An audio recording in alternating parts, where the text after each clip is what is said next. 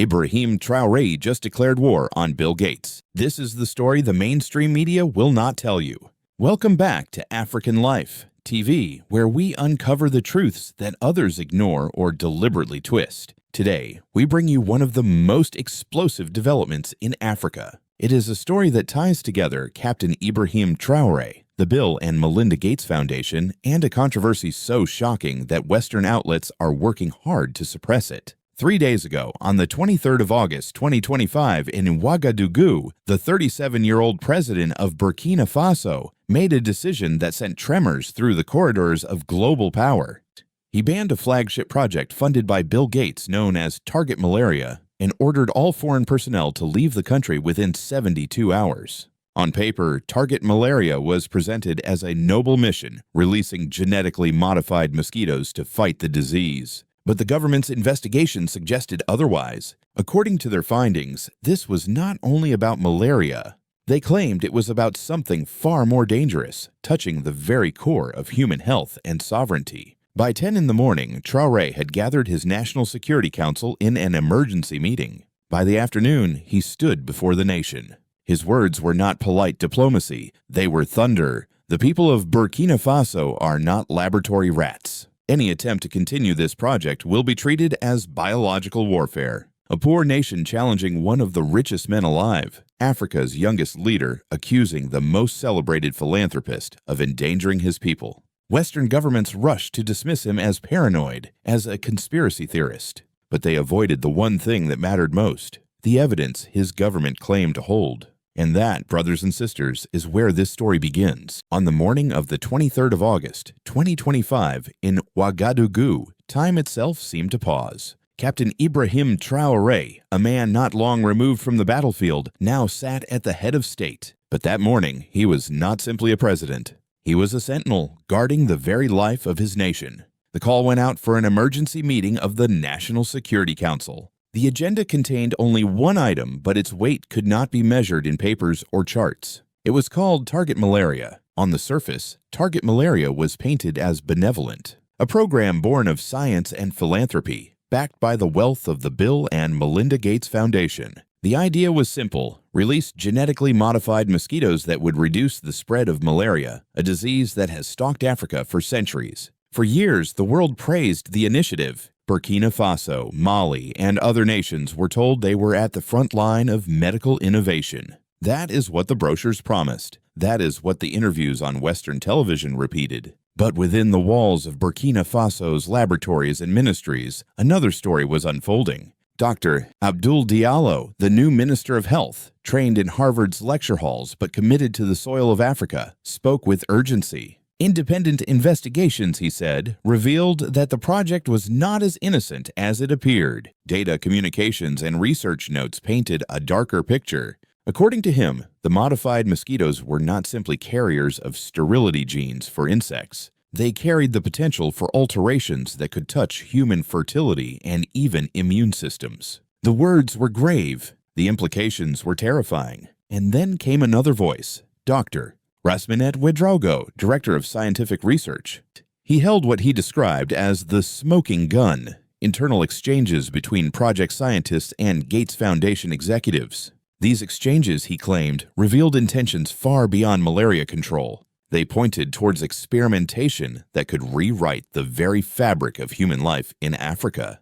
By mid-morning, the council had heard enough. In the face of what they called biological colonialism, President Traoré made his choice. No half measures, no quiet diplomacy. He would not gamble with the lives of his people. The decision was unanimous. At 2 o'clock in the afternoon, the airwaves of Burkina Faso carried a voice that cut like thunder. The young captain appeared before the cameras, shoulders squared, eyes unwavering. He spoke not in the language of compromise, but in the language of resistance. The people of Burkina Faso are not laboratory rats. We will not allow our nation to be used for experiments by foreign organizations, no matter how noble their words, no matter how great their wealth. Effective immediately, all Target Malaria operations are suspended. All foreign personnel must leave within 72 hours. Any attempt to continue will be regarded as biological warfare against our people. Let those words sink in. Biological warfare. a charge so heavy that it reverberated far beyond the borders of Burkina Faso. In a single sentence, Traoré transformed a health project into an act of aggression, a crime against humanity. He named the unnameable. He challenged the untouchable. The reaction inside the country was electric. Crowds gathered in Ouagadougou's Revolution Square, chanting his name. Farmers, students, traders, voices united by pride and fear. Pride that their leader had stood up to one of the world's wealthiest men. Fear of what might come in retaliation. Among the elders, whispers of Thomas Sankara could be heard. Among the youth, new songs began to rise. Songs of defiance, songs of hope. And yet, beyond Burkina Faso, the storm clouds were already gathering. In Washington, in Paris, in London, phones rang off the hook. Press releases were drafted, talking points prepared. A poor African nation had just accused the most celebrated philanthropist of our age of conducting war by stealth. That is not a story the guardians of the current order would allow to pass unchallenged. But inside Africa, the meaning was clear. This was more than the cancellation of a project. It was the tearing down of a mask. It was the beginning of a confrontation between a young soldier-turned-president and an empire of wealth, science, and influence. So the question must be asked, what did Ibrahim Traoré truly uncover that gave him the courage to risk everything? What secret lay within those documents, strong enough to make him cast aside billions and stand alone before the world? The answers, brothers and sisters, are where this story begins to burn even hotter. The moment the words biological warfare left the lips of Ibrahim Traoré, the world reacted. Within 6 hours, the United States State Department issued a stern declaration. They called his charges dangerous conspiracy theories. Paris followed with warnings about growing anti-scientific sentiment in West Africa. CNN and the BBC rushed out headlines labeling Traoré as paranoid, unstable, and anti-Western. And then Bill Gates himself, the man accused, stood before cameras in Seattle. His face calm, his voice measured, he denied it all. But did you notice, brothers and sisters, not one of these responses touched the heart of the accusation. Not one addressed the documents Burkina Faso scientists claimed to have uncovered. Instead, they struck at Traoré's character, not the evidence. They dismissed the man but refused to confront the facts. It was not the first time the world had tried to reduce an African leader to nothing but a caricature. They did it to Nkrumah. They did it to Lumumba. They did it to Sankara. And now they were doing it again. Yet the people saw through it. On the streets of Ouagadougou, in Bamako, in Niamey, in Accra, and even in the diaspora of New York and London, a different story was being told. Crowds surged, waving flags, raising banners. They were not rallying against their president. They were rallying behind him. They called it an insurrection of consciousness. For the first time in a long time, Africa's young and old found themselves shouting the same chant, "Hands off Traoré! Africa not for sale." But let us go back a few months to understand why the West trembled so much at his words. On the 3rd of April, 2025, General Michael Langley, commander of United States Africa Command, sat before the Senate Armed Services Committee in Washington, D.C. Under the bright lights, asked by Senator Elizabeth Warren about the Sahel, he uttered words that would return to haunt him. He said, "President Ibrahim Traoré represents a significant threat to American interests in West Africa. Intelligence suggests he is misusing Burkina Faso's gold reserves to strengthen his regime rather than benefit his citizens." Did you hear that? Misusing his own country's gold. A U.S. general complaining that an African leader used African resources for African purposes. That single phrase, misusing gold, lit a fire in the hearts of millions. Across the continent, people asked, if it is misuse to spend our gold on our own defense, then what is proper use? To hand it back cheaply to foreign corporations? To leave our people defenseless while outsiders grow rich? The anger was swift. By the end of April, more than 100,000 people filled Revolution Square in Ouagadougou, the largest demonstration in Burkina Faso's history. But it did not stop there. In Accra, in Lagos, in Dakar, in Nairobi, even in the streets of Harlem and Brixton, voices rose in solidarity. The people called it continental unity, digital age Pan-Africanism. And as if words were not enough, the West reached for another weapon. On the 21st of April, just 18 days after Langley's testimony, Burkina Faso's government announced it had foiled a coup attempt. Not a rumor, not whispers, but a plan backed with foreign money, foreign equipment, and foreign promises. communication devices traced to Western intelligence services, bank transfers from accounts in France and the United States, promises of recognition from Western powers if Traoré were removed. The plan was chilling: eliminate Traoré and his closest advisors, and immediately restore projects like Target Malaria. Minister of Security Dr. Sheriff Sai laid the evidence bare.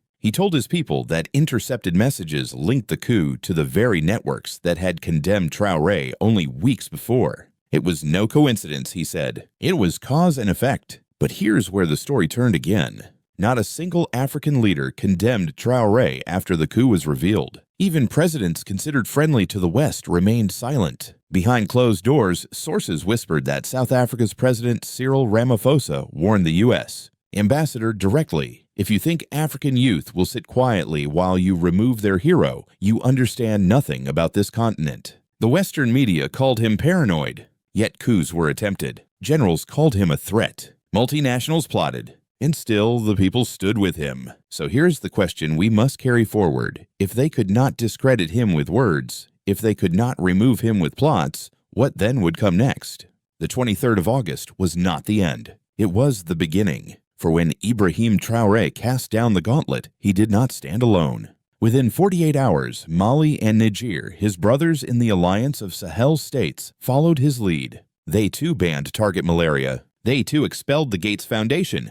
Colonel Assimi Goïta of Mali spoke plainly. "We stand with our brother Ibrahim Traoré. Africa will no longer be the testing ground of Western experiments." General Abdourahmane Chiani of Niger added, "The era of using African children as guinea pigs is over." In one stroke, an area larger than India, home to more than 80 million souls, stood united in defiance. This was not an isolated act of Burkina Faso.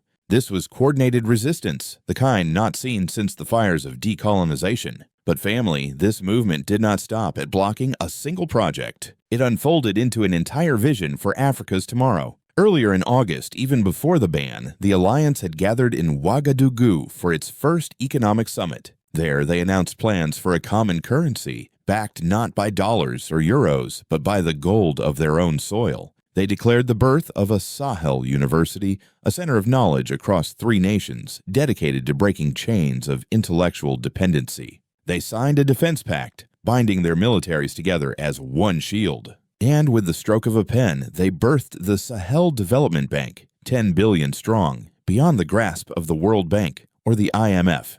This was not rebellion for its own sake. It was a strategy, a roadmap, a revolution clothed in policy. Look at the gold. Before Traoré, Burkina Faso exported billions in gold, yet 85% of the wealth flowed into foreign hands. By 2024, that had changed. Mines were nationalized through lawful purchase, not theft. Refineries rose from the ground. By 2025, 70% of profits remained at home. For the first time, Burkina Faso's gold served Burkina Faso's children. Look at the fields. In 2022, the country still imported 40% of its food.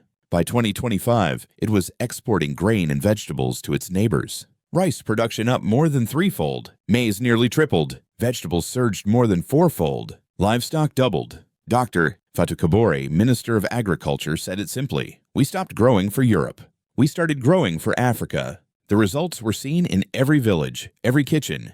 Listen to the farmers. Amadou Sainfo from Koudougou said, "Before, I could barely feed my family. Now I sell surplus to Mali and Niger. My children are in school. My wife runs a small business. This is what independence looks like." And the change did not stop at food. Look at technology. Only 3 years ago, Burkina Faso had some of the worst internet in Africa. Today, fiber optic cables stretch across the land. Every school, every health center wired with free Wi-Fi. Instead of ceding the future to foreign telecoms, Traoré's government built national infrastructure, then invited competition on its terms. Young people returned from Europe, from America, from the diaspora. They came not as beggars, but as builders. Ousmane Diarra, a 26-year-old software developer, left France to come back home. He said, 2 years ago, I could not dream of building a tech company here. Today, our internet is faster than many European cities, and our government invests in innovation. His company, Sahel Solutions, now develops apps for farmers across West Africa, funded not by Western venture capital, but by African investors. Do you see it, brothers and sisters? This is not just one leader, not just one country. It is a model. A model where gold feeds schools, where soil feeds families, where fiber connects futures. A model that dares to prove Africa can rise without asking permission. But here is the question that burns at the edge of hope.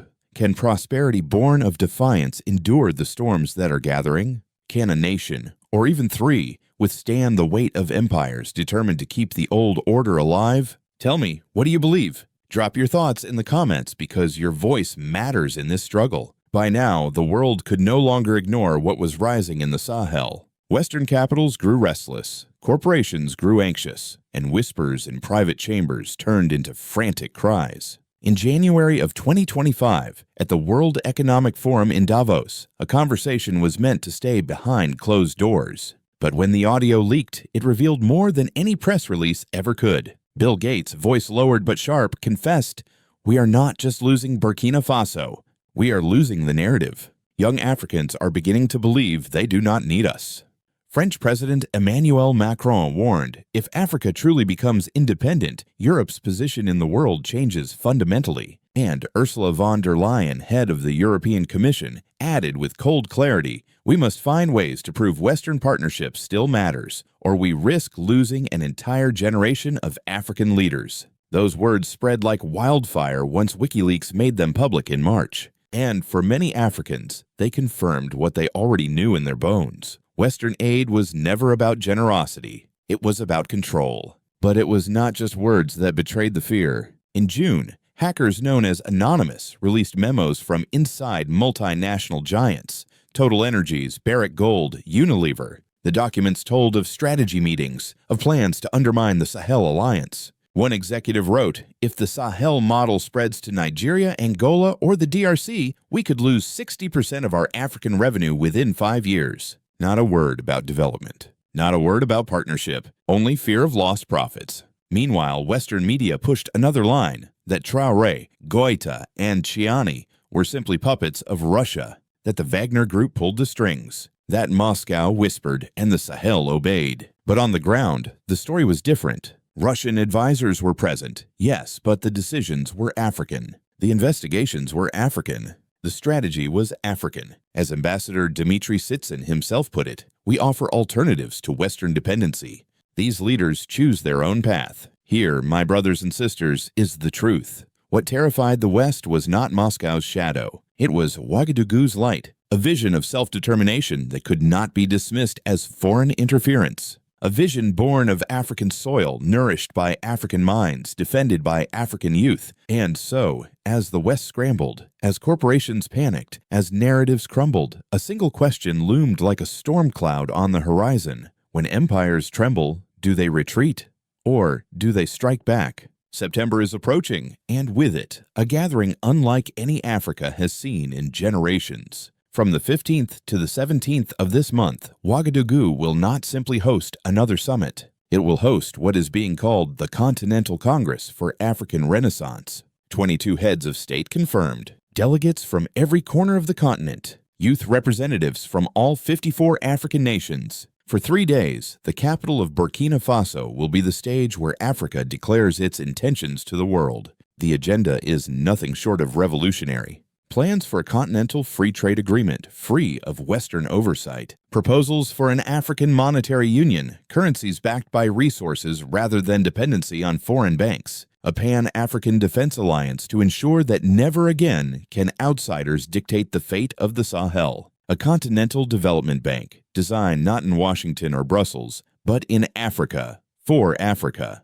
Even an African space program to monitor resources and communications with eyes not clouded by Western interest. But perhaps the boldest step of all is the inclusion of the youth. For the first time, young people will sit side by side with presidents and ministers, their votes equal, their voices heard. Amara Diop, a 24-year-old youth coordinator from Senegal, spoke for her generation. "Our parents thought we needed permission from the West to develop Africa. We know better. We do not need permission. We need action. This is the shift that cannot be ignored. A generation that makes up 67% of the continent's population is rising. They are not waiting for approval. They are not waiting for aid. They are demanding power, knowledge, and dignity. And the diaspora stands ready too. From London to New York, from Toronto to Paris, sons and daughters of Africa are rallying, preparing to lend their skills, their voices, their resources. The stakes are immense. Independent economists already project that if just 10 nations adopt the Sahel model, Africa's GDP could rise by 40% within a decade. Foreign debt could shrink, youth employment could rise, and poverty could fall at rates unseen in modern history. But here is the truth, brothers and sisters. Every dawn is preceded by the darkest hour. Every step toward freedom draws the fire of those who profit from chains. September's gathering could mark a sunrise for Africa, or it could provoke storms unlike any seen before. And so the question hangs heavy. When the drums of Renaissance beat in Ouagadougou, will the world witness the dawn of a new independence, or the opening battle of a war to silence it? And so, we stand at the edge of history. A young captain from one of the poorest nations on earth has done what kings and presidents before him feared to do.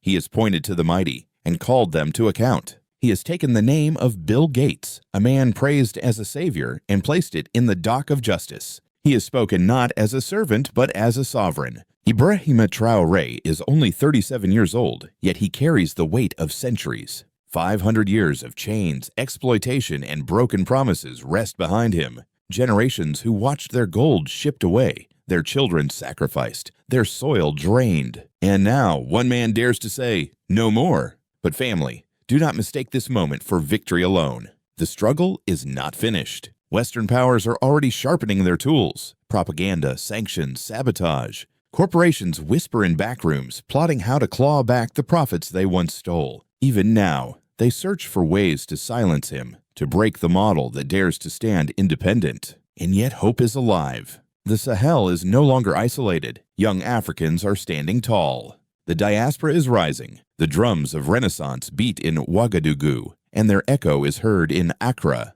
in Lagos, in Johannesburg, in Harlem, in Brixton. The world is watching. The hour has come. So here is the question we must all face. Will history remember Ibrahim Traoré as the revolutionary leader Africa needed, or will the narrative of Western media brand him a dangerous dictator? Will this be the dawn of freedom or the tightening of the chains? The choice is not only his, it is ours, yours, mine, ours together. Declare war on Bill Gates. That is the headline. But beneath it lies a deeper truth. This is a declaration of dignity, of sovereignty, of the right to live free. Tell me what you believe. Speak in the comments. Share this story with someone who still thinks Africa must kneel. And do not forget, subscribe to African Life TV, because the revolution will not be televised by mainstream news. But here, together, we will keep the flame burning.